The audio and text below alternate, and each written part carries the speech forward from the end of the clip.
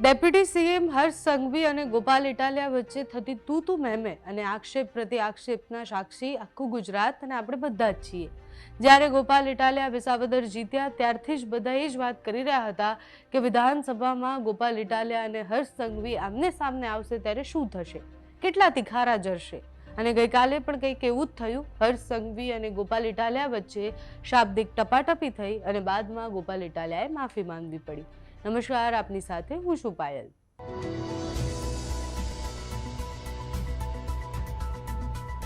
ગઈકાલે UCC bill પર ચર્ચા દરમિયાન ગોપાલ ઇટાલિયાએ એવો દાવો કર્યો કે નાયબ મુખ્યમંત્રી હર્ષ સંઘવીએ લગ્ન નોંધણી એ જન્મ સ્થળ પર જ થશે તેવું નિવેદન આપ્યું છે। આ દાવાને હર્ષ સંઘવીએ ના પાડી અને નકારીને એવું કહ્યું કે આવું મેં કંઈ બોલ્યો જ નથી અને પછી એવો પડકાર આપ્યો કે એવું હોય, તમને એવું લાગે છે કે તમે સાચા છો તો તમે સાચા હોવ એ પ્રૂફ બતાવો અને જો એ સાચું હશે તો ગૃહમાંથી હું રાજીનામું આપી દઈશ। બાદમાં ગોપાલ ઇટાલિયાને માફી માંગવી પડી। એનું પણ કારણ છે કારણ કે મામલો વધારે બિચકાઈ ગયો હતો। બંને આમને સામને આવી ગયા। વિધાનસભાના અધ્યક્ષ શંકર ચૌધરીએ ગૃહના રેકોર્ડ્સ ચેક કરાવવા માટે કહ્યું। અધ્યક્ષે વિધાનસભાના રેકોર્ડ ચેક કરાવી અને સ્પષ્ટ એવું કહ્યું કે નાયબ મુખ્યમંત્રીએ આવું કોઈ નિવેદન આપ્યું નથી। વિધાનસભા અધ્યક્ષે કહ્યું કે મેં રેકોર્ડ તપાસ્યા છે, તેમાં ગોપાલ ઇટાલિયા જે કહી રહ્યા છે તેવી કોઈ બાબત નોંધાયેલી નથી।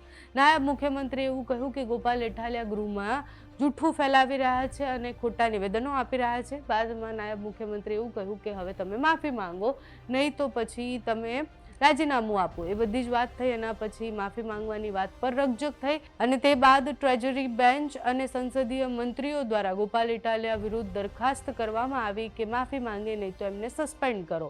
બાદમાં સસ્પેન્ડની વાત સાંભળતા ગોપાલ ઇટાલિયાએ પોતાની વાત મક્કમતાથી મૂકીને એવું કહ્યું કે મારી પાસે પ્રૂફ છે, હું સાબિતી આપીશ। હર્ષ સંઘવીએ સામે એવું કહ્યું કે સાબિતી હોય તો જ ગૃહમાં બોલવું જોઈએ, બાકી તમારે આ બધું ન બોલવું જોઈએ અને પછી તું મેમે વધી ગઈ। ગોપાલ ઇટાલિયા અને હર્ષ સંઘવી વચ્ચેની તું મેમે પછી અંતે તો ગોપાલ ઇટાલિયાએ ગૃહમાં માફી માંગવી પડી। હર્ષ સંઘવીની માફી માંગી અને એના પછી આખો મામલો ઠાળે પડ્યો।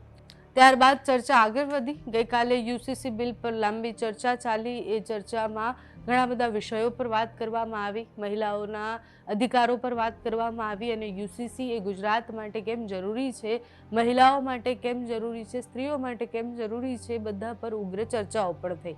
વિપક્ષે સતત એવા આક્ષેપો કર્યા કે ચૂંટણી આવે એટલે તમને કેમ યુસીસી યાદ આવી જાય છે। આ બધી જ ચર્ચાના અંતે બહુમતીથી એ બિલ પાસ થઈ ગયું અને હવે એના જેટલા પણ વિસ્તારથી જે નિયમો છે, જે ફેરબદલી છે એ આગળ જતાં આપણને પણ જણાવવામાં આવશે। આપણે ગઈકાલે ડ્રાફ્ટની તો ચર્ચા કરી જ હતી। મોટા મોટી લિવ ઇન રિલેશનશિપથી લઈને લગ્ન નોંધણીથી લઈને વારસાઈથી લઈને આ બધા જ વિષયો પર યુસીસી એ બધાને સમાન નાગરિકતા આપે છે।